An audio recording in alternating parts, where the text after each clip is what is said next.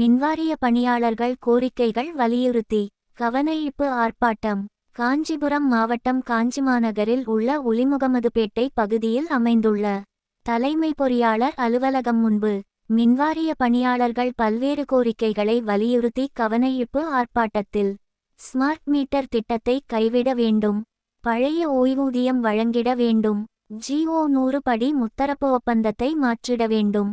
திட்டத்தலைவர் மதிழயகன் தலைமையில் தமிழ்நாடு மின் ஊழியர் மத்திய அமைப்பு பொதுச் செயலாளர் ராஜேந்திரன் சிறப்புரையாற்றினார். இந்நிகழ்ச்சியில் மின்வாரிய ஓய்வு பெற்றோர் நல அமைப்பு ஸ்ரீதர், ஞானமுத்து, ஜெயாபதி, குமரகுருபரன், திட்டச் செயலாளர் படவேட்டான், கேசவன், பாபு, சங்கர் உள்ளிட்ட தமிழ்நாடு மின் ஊழியர் மத்திய அமைப்பு நிர்வாகிகள் திரளாக கலந்து கொண்டனர்.